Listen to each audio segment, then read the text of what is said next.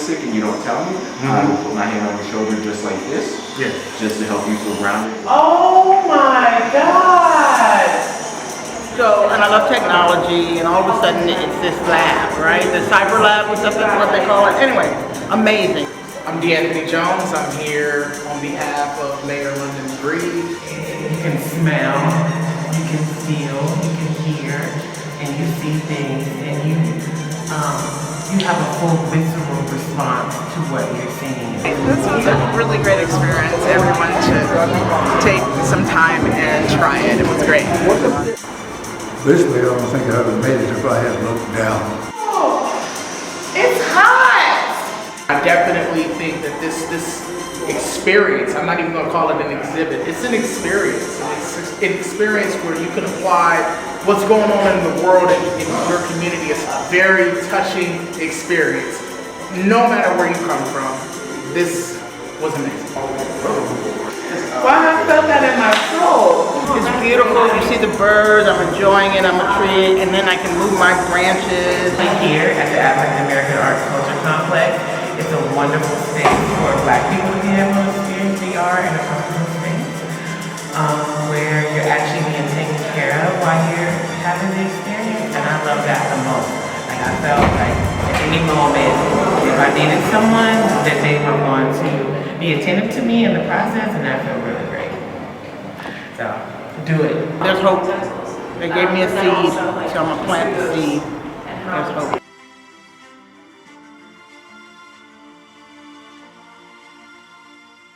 I have the pleasure of doing this work with my twin, Melora Green, and this has really been a dream come true for us.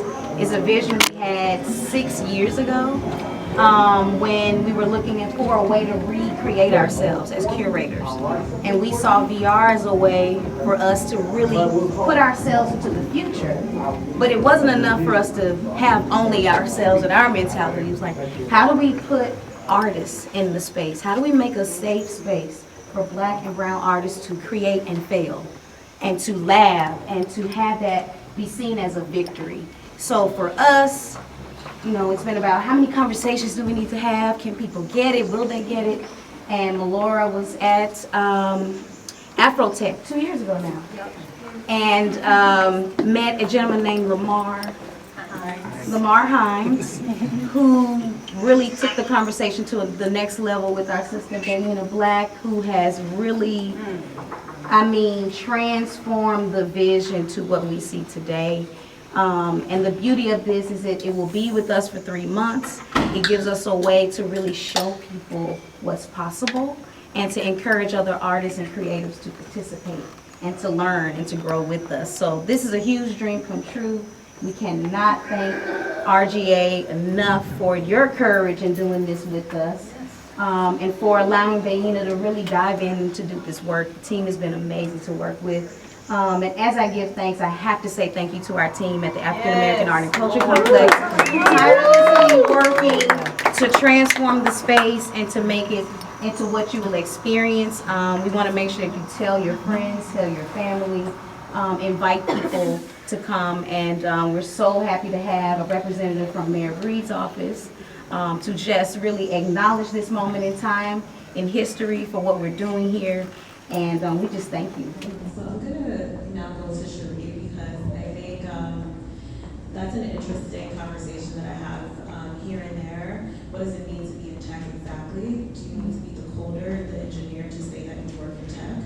Or can I be the marketer creating the PowerPoint material and still say I work in tech? So tech is everything. Like, engineers are just one component of it. There's designers, there's business folks like me, there's people who look for source of new candidates, there's social media strategists, like anything you can think of that you do for other companies, like they're in tech. Because tech is just like any other business that needs services to help service their customers. And engineers do get a lot of the credit because they're so in high demand, so few of them, that the focus ends up gravitating towards that particular demand. But in Google, we're looking for just about anything under the sun. Yeah, thank you, Manny. All right, so Cherie, tell us who you are and what is it that you're doing. And I think that Annie shared, because I think sometimes we hear tech and it can seem so ambiguous and daunting, and what is that, and what would I do for a tech company? Not knowing that we have skills and tools already that you can place into the fashion industry that you can also then use for a tech company, not necessarily doing the coding and the engineering and building of the products, but other functions as well. So Cherie. Awesome.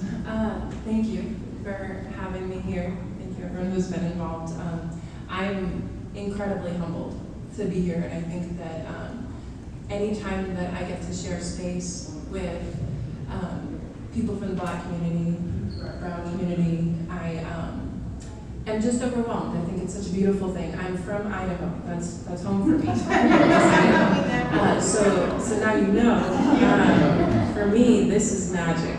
The first time that I was in a room full of people that were Black, that were not my family, was my dad took us to Alabama, which is where he's from, and I was a risk fan. I don't even know. Me and my sister were pointing at people, and we were staring, and we were in awe, but we were causing a scene in Alabama because we just had never seen so many Black people of all shades of hair, and I was just overcome. And so I understand a little bit why white people want to touch hair, and why, because it's magic. There is something so incredibly beautiful about Black people. And so I was raised in Idaho. And so this is just wonderful. And I was raised in the country, and so technology was something that I wasn't familiar with at all. I knew about cows, and I knew about potatoes, and my backyard was a cornfield. And that's what I knew, right? Like that was my understanding. My parents didn't go to college. It just, all of this was very new to me. And so my way into tech was actually through academia, and having mentors who believed in me and challenged me and pushed me, and surrounding myself with people who were smarter than me, that actually, they weren't Black people. But that was my world, right? Like I didn't have access and exposure. So my upbringing was quite different. So that's where I come from, right? Like that's my home. Those are my roots. I have been in the tech industry for about 5 years. Before that, academia. Before that, actually, I was a life coach for people who were struggling with anxiety and depression. And so the intersection of all of that has led me to the role that I'm in now. I'm a diversity specialist at Google. Google has loaned me out to the sister company, Verily, which is biotech, life science. And so I've been doing some work with them for the past few months. I'll be there 6 months, just building out their, I'm a diversity strategist. So building out their framework internally, their strategy externally to build access and pipeline for people of color to get into the industry. It's a massive job, but I love it. And I think that like there's so much potential, and there's a lens that Black and brown people have that other folks don't, right? Like, and I think that I teach a lot on blind spots, right? And I think that from marketing and sourcing and strategy and legal and like every single industry, we need a diverse lens of understanding. And so I always tell folks, like, yes, the color of your skin is a skill set.